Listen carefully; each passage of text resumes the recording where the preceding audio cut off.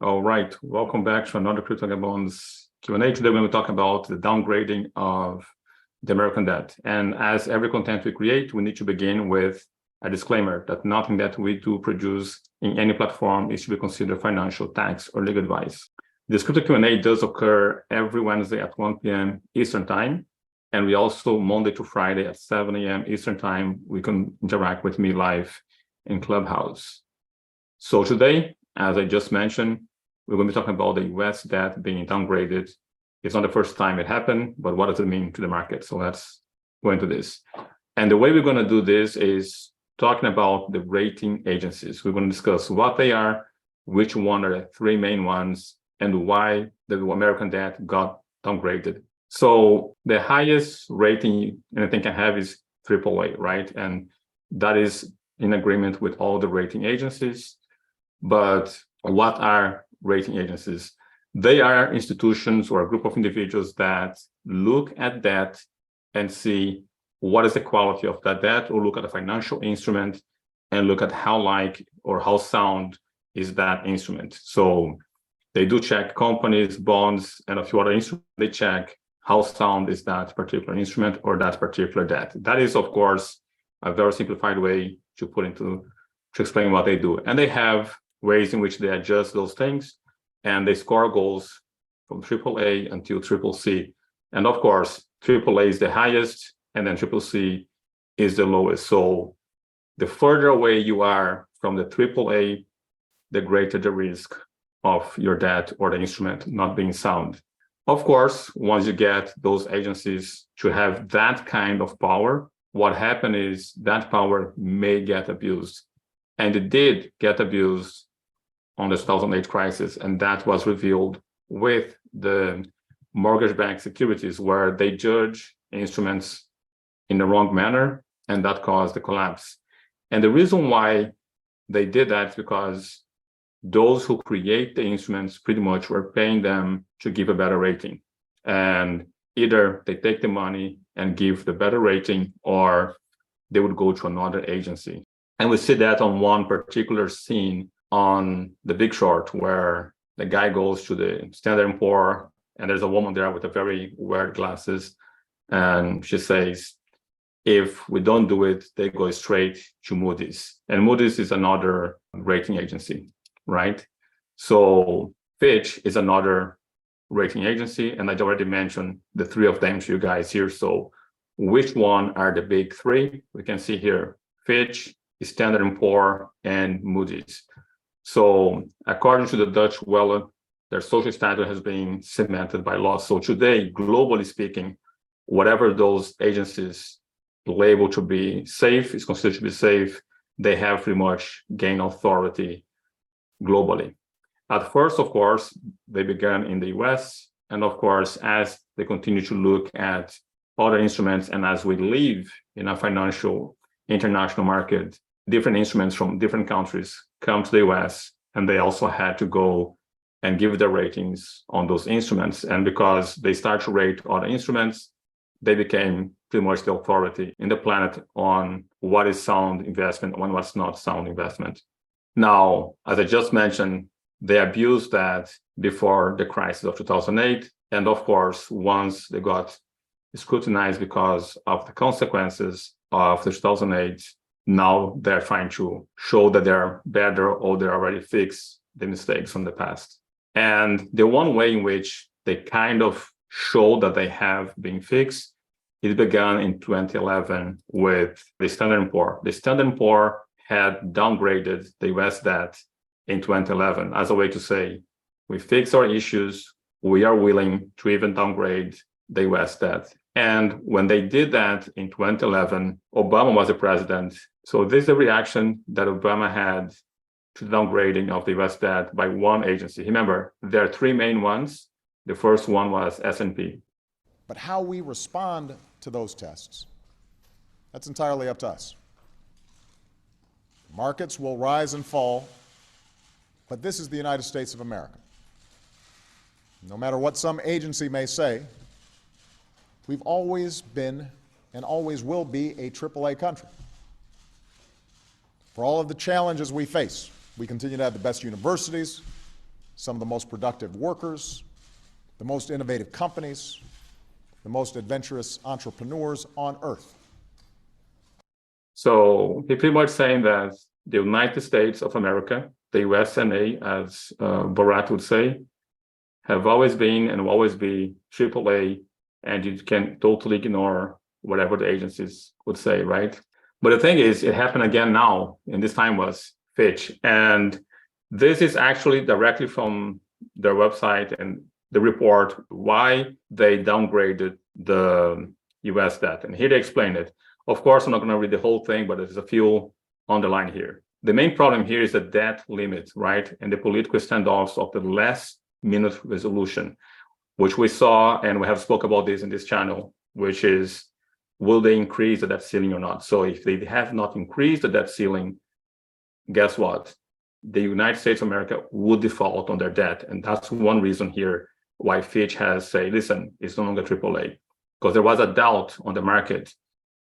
Would it be paid or not? Would it increase or not? So, and of course, they add to that the government lacks a medium-term fiscal framework, unlike most other countries, most peers, and has complex budgeting process. So there's no clarity on the budgeting process, and they lack the same standards of fiscal framework as other countries will do, or other AAA countries. And additionally, there has been only limited progress in tackling medium-term challenges related to the rising Social Security and Medicare costs. So for those who advocate for more social or welfare state, the welfare state in America, or the beginning of that via Social Security and Medicare, is one of the reasons why their debt will increase, and Fitch doesn't believe the government is going to be able to do that, not to mention the aging population, which is then retirement. We all know that the population that are aging, the amount of population that will be needing their retirement, and the retirement initially was supposed to be, there will be an investment, and the results of that investment would guarantee your retirement. And we know today that that's not the case. We know that the younger generation working is paying for the retirement of the aging population. So that's another problem that the agency see in the future. Now, they also expect for the general government deficit to rise to 6.3% in 2023 from a 3.7. This is almost doubling the deficit. Now, deficit is different than debt. Deficit is you make $1,000 and you spend $1,100.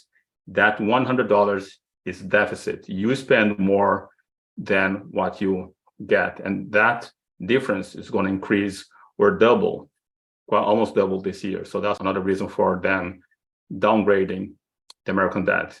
And also the interest rate to revenue ratio, which is expected to be at 10% by 2025 compared to 2.8 for the AA median, 1% for AAA median. So it means other countries, they have about 2% interest to revenue ratio, and the US was going to have almost 4 times that much when compared to other countries. So those are the reasons why they see the US having a problem. And you may ask, wow, but the US has the US dollar. And here they say they took that into account. The debt ratio is over 2.5 times higher than AAA median, 39.3%, and AA median, 44.7%. Now, critically, the US dollar is the world's pretty much reserve currency, which gives the government extraordinary financial flexibility. So they already account for the fact that the US has the US dollar, which is pretty much the global reserve currency and the global unit of account. So they put that into consideration when downgrading the US. Now you can see here, Germany has a better grading. Denmark, Netherlands, Sweden, Norway, Switzerland, Luxembourg, Singapore, Australia, and US now has AA+. Now, none of those countries have a reserve currency. And I would say out of all of those, Switzerland to me is one of the greatest one in terms of being reliable on their debts, maybe Singapore as well. So those countries are above the US.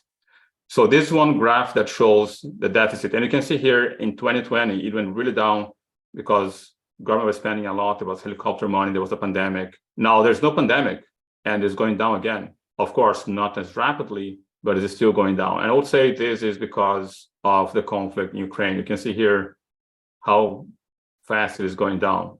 Now, if you're following this channel, you must have seen a video that I made on Niger. Now, if the US will intervene on Niger, that means more rapidly drop. So things like this is what caused the downgrading, right? And remember, this is the deficit.